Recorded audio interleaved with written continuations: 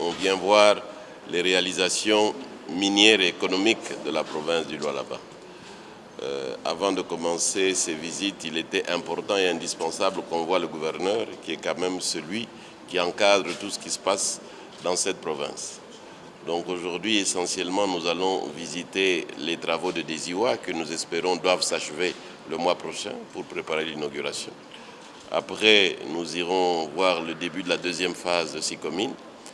Et après ça, avec les orientations du gouverneur, nous allons visiter l'école technique. La société minière de Desiwa, un partenariat gagnant-gagnant signé entre Gécamine et SNMC, va très bientôt entrer en production.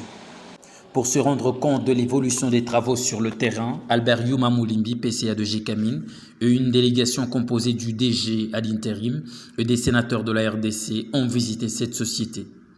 Il s'agit d'une usine dotée d'une technologie ultramoderne dont la production du cuivre et du cobalt qui est en train d'être installée non loin de la mine de Desiwa.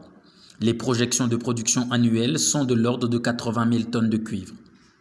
Au point où nous en sommes aujourd'hui, en fait, l'usine est terminée en termes de construction.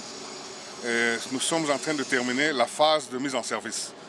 Cette phase se fait en deux étapes, en fait. Il y a la première étape qui est le commissioning à froid. C'est-à-dire qu'on revérifie tous les équipements s'ils ont été montés correctement. Est-ce que toute la blonnerie et tout le reste est en place? Ça a été fait. Est-ce que les cuves, les équipements sont étanches? Ça a été fait. Pour l'instant, nous sommes en train de passer à la phase de mise en service. C'est-à-dire qu'on est en train de remplir progressivement l'usine. C'est pour ça que vous voyez que le concasseur, lui, il tourne pratiquement en continu. Il est en train de remplir le décanteur ici d'alimentation de la lixiviation. Et aussitôt que tout ça sera plein, on va passer à la lixiviation et on va mettre de l'acide. Et progressivement, on remplace l'eau qu'on a chargée dans l'usine par des solutions qui ont du cuivre et de l'acide à ce moment-là. C'est le processus qui va se faire. Logiquement, vers la fin du mois de novembre, nous devons avoir fini avec cette phase de mise en service. Et nous passerons alors vers la fin du mois de décembre à la production commerciale. C'est un peu ce qu'on a expliqué. En fait, cette usine est faite pour produire 80 000 tonnes de cuivre et 8 300 tonnes de cobalt sur l'année. Avec le partenariat de Desiwa, Gécamine deviendra propriétaire de l'usine au bout de 9 ans d'exploitation. Cette usine s'annonce être la plus grande unité de production de la société étatique dans la province du Lualaba. Entre-temps, dans la joint venture de Desiwa, Gécamine détient 49% des parts sociales contre 51% partenaires. Avec le nouveau code minier que le Parlement a préparé, aujourd'hui, la République démocratique du Congo va bénéficier des véritables ressources dues en tant que propriétaire. Et ça, c'est vraiment important. C'est pour ça que je suis très content d'avoir été associé à cette visite. Et nous pensons que aujourd'hui, avec tout le gros problème auquel on est confronté, notamment au niveau de l'emploi. Aujourd'hui, j'ai remarqué qu'il y a à peu près 3000 Congolais qui sont engagés. Et puis en plus, c'est conclu sous forme de BOT. C'est-à-dire, l'entreprise vient avec ses propres ressources. C'est un partenariat 49% Gécamine, 51% pour l'entreprise chinoise. Mais 8 ans après, nous allons récupérer cette entreprise à travers la Gécamine. Donc, comme vous savez, l'entreprise qui arrive, c'est un montage financier. Et il arrive, et il exploite la mine. 8 ans après, il récupère sa mise et après, laisse l'entreprise entre les mains du copartenaire, c'est-à-dire la Gécamine. Donc, ça a été conclu de manière tout à fait rationnelle et dans l'intérêt bien partagé entre l'entreprise chinoise et la République démocratique du Congo, et dans cet esprit du gagnant-gagnant. Après un temps de travail réussi dans la première phase de son usine, la Sino-Congolaise des mines va très bientôt lancer sa deuxième phase. Le PCA de Gécamine et sa délégation se sont rendus à Sikomine pour s'imprégner des travaux de cette deuxième phase qui devra porter la production de 140 000 à 250 000 tonnes de cuivre lent. Dans la réunion qui a précédé la visite de l'usine, les deux parties ont passé en revue les différents engagements et réalisations de la Sikomine.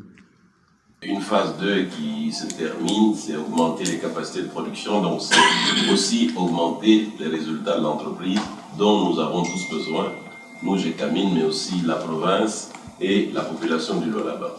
Mais s'agissant plus globalement des infrastructures, et je parle ici sous le contrôle des membres du Parlement, vous avez parlé effectivement des infrastructures, les terres et autres, autour de 900 millions de dépenses engagées, mais si j'ai bonne mémoire, et c'est les sénateurs qui vont me compléter ou me rectifier, nous attendions dans cette coopération sino-congolaise des projets d'infrastructure autour de 3 milliards de dollars. Donc le peuple congolais est attentif que ces projets d'infrastructure se réalisent et continuent à se réaliser parce qu'on en a besoin. Alors sur le quatrième point qui est sur la responsabilité sociale de la SICOMIN, j'ai suivi avec attention tout ce qui a déjà été fait, mais je retiens plutôt ce qui est important pour nous, non seulement GECAMIN, mais pour vous, c'est tout ce qui est accompagnement des efforts dans le domaine de l'éducation.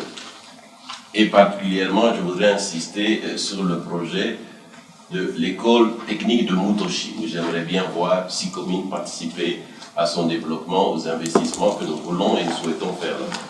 La majorité pratiquement des techniciens ingénieurs congolais qui travaillent dans toutes les entreprises minières, en ce compris SICOMIN, sont passés par l'école technique de Mutoshi. Donc c'est un acquis, un patrimoine important pour le secteur minier, non seulement du Lualaba, mais du Congo. Donc nous voulons qu'on réhabilite, qu'on la remette au niveau LT. Nous avons un projet.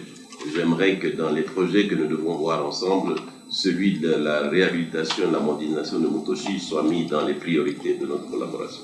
Alors peut-être sur le dernier point, vous avez conclu que nous sommes à une période clé et l'entreprise est un peu comme toutes les autres entreprises victime de la baisse des prix du cuivre, mais particulièrement du cobalt.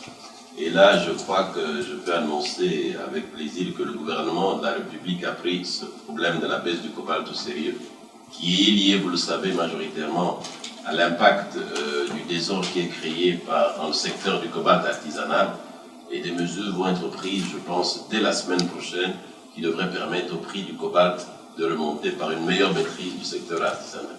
Lors de la visite des usines, la délégation a été émerveillée de voir le travail qui se fait dans cette société, née de la volonté de la RDC de partager ses ressources naturelles contre la construction de plusieurs infrastructures à travers le pays. Nous venons de comprendre bien évidemment l'importance du code minier. Parce que ce code minier permettra à ce que les Congolais puissent prendre les choses en main. Et que ce soit les Congolais qui dirigent demain ou après-demain, et que ce soit eux qui deviennent des experts après avoir été formés par les expatriés qui viennent chez nous exploiter. Nous voudrions que toutes ces entreprises demain ou après-demain soient dirigées par des Congolais. Production et tout, et qu'il y ait plusieurs formations de jeunes gens dans ces métiers-là, et surtout avec la technologie, parce qu'on a croisé, on a vu vraiment la modernisation dans ces secteurs miniers, et surtout le fait que ce partenariat est important pour le développement non seulement de cette province, mais de la République du Congo. Le Lualaba, c'est une province pilote pour le pays, c'est une province importante sur le plan économique pour notre pays. Et nous, législateurs, nous sommes censés, bien entendu, bien comprendre les choses afin de défendre surtout la population et tous ces jeunes gens qui travaillent dans ces entreprises minières. SICOMIN contribue aussi dans la construction de la centrale hydroélectrique de Boussanga qui devra produire environ 70 MW très prochainement. Ayant fait de la réhabilitation de l'Institut technique de Mutoshi une priorité, le PCA Albert Yuma Moulimbi, accompagné du gouverneur du Lualaba Richard Mouyej et des sénateurs, ont visité cette école technique qui a formé le gros des ingénieurs de la région du Katanga. L'école nécessite de grands travaux et le gouvernorat du Lualaba a commencé par protéger sa concession par une longue clôture et répondre aux besoins criants des latrines des jeunes filles.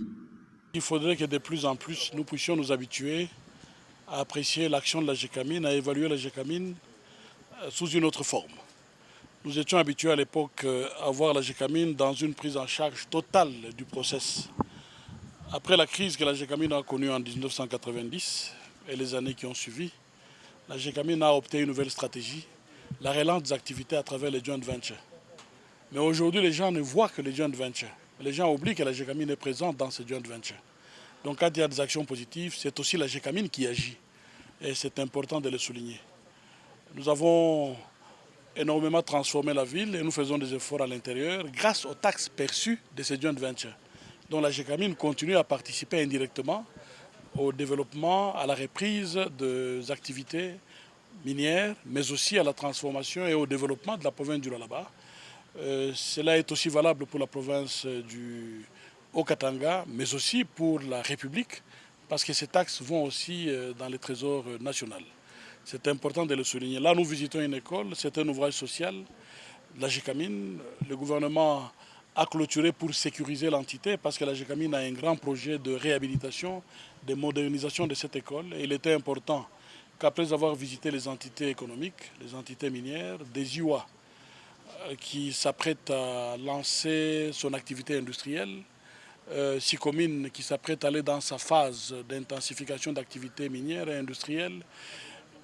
C'est aussi ça les progrès de la GECAMIN. Il était important que la GECAMIN vienne visiter un ouvrage social. Et je suis heureux que le PCA ait insisté de voir cet ouvrage. C'est dire qu'ils sont conscients que l'activité minière doit déboucher sur les effets positifs, l'amélioration des conditions de vie des populations. Cela rime avec les mots d'ordre du chef de l'État, les peuples d'abord, essentiellement l'éducation et la santé. Et nous avons échangé avec le PCA beaucoup d'idées, beaucoup de projets dans ce secteur. Et ça, c'est un des grands projets. C'est la pépinière pour l'industrie minière en province. Il y a des projets de jumelage, des projets de construction, des projets de rééquipement des laboratoires. Le DEX nous avait déjà montré le tableau complet et je crois qu'il y a lieu d'espérer. Et je voudrais ici féliciter les agents GECAMIN. Très calmes, j'ai compris qu'ils adhèrent, mais nous avons davantage l'obligation, direction générale, gouvernants et syndicalistes, d'encadrer ces personnels pour qu'ils comprennent ce pas et qu'ils adhèrent à la dynamique que la direction GECAMIN a suscitée. Hier, dans la réunion avec SICOMIN, le PCA de GECAMIN a fait de la réhabilitation de Mutoshi une priorité. Vous avez déjà commencé à aider cette école. Allez-vous continuer à soutenir cette nouvelle initiative? Il y a 2 ans, les discours de vœux, nous l'avions lancé ici, en collaboration avec le DEX Ouest, l'ingénieur Kalamba, devant tous les responsables du secteur minier. C'était pour nous l'occasion de les sensibiliser à adhérer à ces schémas, à apporter leur contribution pour que l'ouvrage soit réhabilité le plus tôt possible. Mais le souci de la GECAMIN n'est pas seulement de réhabiliter, mais de moderniser pour que nos enfants soient suffisamment outillés à affronter les défis de la nouvelle technologie. GECAMIN, avec ses partenaires, va réhabiliter totalement cette école et le PCA en a fait la promesse. C'est sur cette note sociale que la visite de différents sites s'est clôturée dans la ville minière de Kolwezi.